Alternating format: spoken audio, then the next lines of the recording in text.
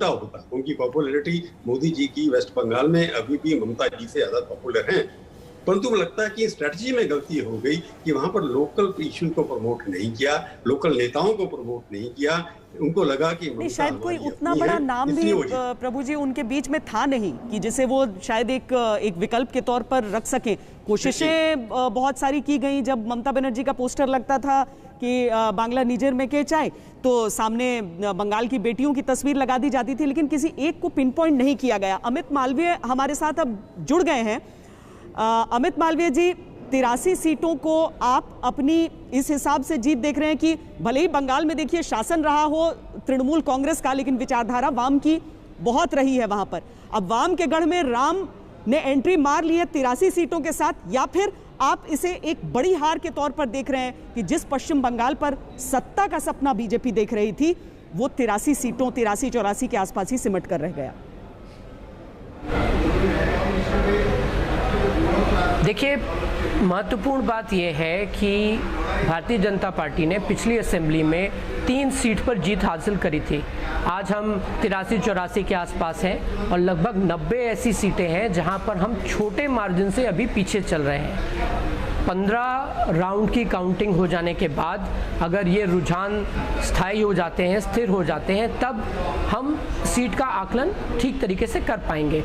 लेकिन ऐसा मानिए कि हम अगर अपने लक्ष्य तक नहीं पहुंच सके या हाफ वे मार्क तक नहीं पहुंच सके, तब भी भारतीय जनता पार्टी के लिए ये इन चुनाव में बहुत बड़ी जीत की तरह देखा जाएगा, क्योंकि इस चुनाव के बाद बंगाल की राजनीति 2 ध्रुवों पे खड़ी होगी। एक तरफ भाजपा होगी, दूसरी तरफ तृणमूल कांग्रेस होगी।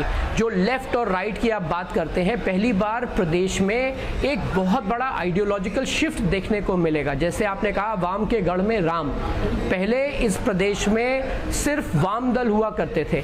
आज के बाद इस देश के इस सूबे में, वहां की असेंबली में भारतीय जनता पार्टी के लगभग 100 विधायक बैठेंगे और ये अपने आप में एक बहुत बड़ी उपलब्धि है। दूसरी बात, जिस प्रकार से बंगाल की आम जनता ने जिनके आकांक्षाओं को, जिनकी उम्मीदों को बहुत लंबे समय तक पहले लेफ्ट ने, उससे पहले कांग्रेस और अब तृणमूल कांग्रेस ने दरकिनार किया, उन्होंने जिस प्रकार से बाहर निकलकर वोट किया, उन्होंने अपनी आइडेंटिटी के आधार पर, उन्होंने अपनी एम्बिशंस और अपनी एक्सपेक्टेशंस के लिए जो वोट किया, ये एक बहुत बड़ा परिवर्तन है। तो मुझे लगता है कि ये चुनाव अगर टीएमसी जीत भी जाती है तो भी एक बहुत बड़ा परिवर्तन का संकेत लेकर आया है देश की राजनीति में और बंगाल की राजनीति में तो शर्तियां।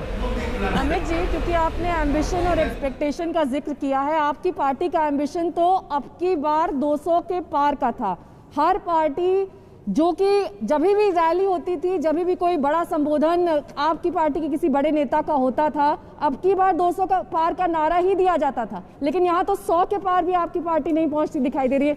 निश्चित तौर पर कहीं ना कहीं आपकी पार्टी के लिए एक बड़ा झटका आप मानेंगे। ये मानेंगे कि इस वक्त जो है एक बार फिर से मंथन की जरूरत है कि कहाँ चूक रह गई। देखिए, मंथन तो जरूर होगा, लेकिन मैं आपके सवाल का जवाब देना चाहता हूं। जब भी कोई राजनीतिक दल चुनाव लड़ने के लिए जाता है तो वो छोटे लक्ष्य नहीं रखता है। हम बड़े लक्ष्य रख के लोगों के सामने जाते हैं और उस लक्ष्य को कैसे पूरा करें उसका पूरा प्रयास करते हैं। हमने बंगाल में भी यही किया। बहुत शुक्रिया अमित मालवीय जी हमसे बातचीत करने के लिए। जाहिर है ये लड़ाई कई स्तर पर लड़ी जा रही थी, कुछ सोशल मीडिया पर भी लड़ी जा रही थी, कुछ सड़कों पर लड़ी जा रही थी, लेकिन बीजेपी के लिए एक बढ़त तो ये जरूर इस समय है कि चलिए, पिछले बार जो तृणमूल के सामने दूसरे नंबर की पार्टी थी वो 44 सीटों के आसपास दिख रही थी। अब बीजेपी अगर उससे लगभग डबल दिख रही है तो तृणमूल के लिए भी आने वाले 5 साल में अपने आप को और सुदृढ़ करना काफी एक चुनौती रहेगी। लेकिन तृणमूल ने जिस तरीके के आंकड़े यहां पर हासिल करके रखे हुए हैं वो ये जरूर बताते हैं कि तीसरी बार सत्ता में वापसी करना और 200 के आंकड़े को पार कर पाना ये कोई आसान काम नहीं है, हर किसी के बस की बात नहीं है। अपूर्वा पोद्दार, अगर आप तक हमारी आवाज आ रही है तो हम तृणमूल के जश्न की तस्वीरें हर तरफ से देख रहे हैं। ममता दीदी अभी भी इंतजार कर रही हैं नंदीग्राम के नतीजे का।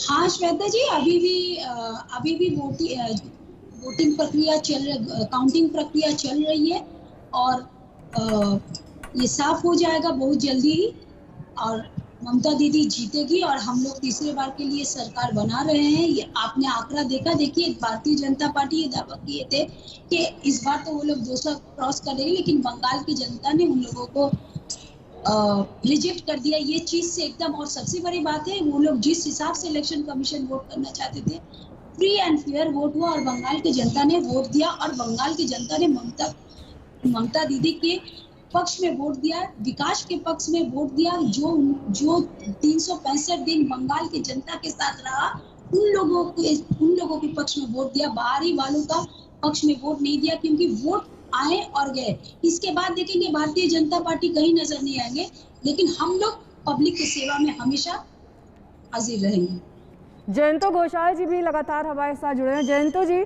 जिस बात का जिक्र प्रभु चावला जी कर रहे थे कि सिर्फ लोकलाइज लीडर नहीं है ममता बनर्जी, एक नेशनल लीडर है और ये ताकत उन्होंने इस बार के चुनाव में दिखा दी है।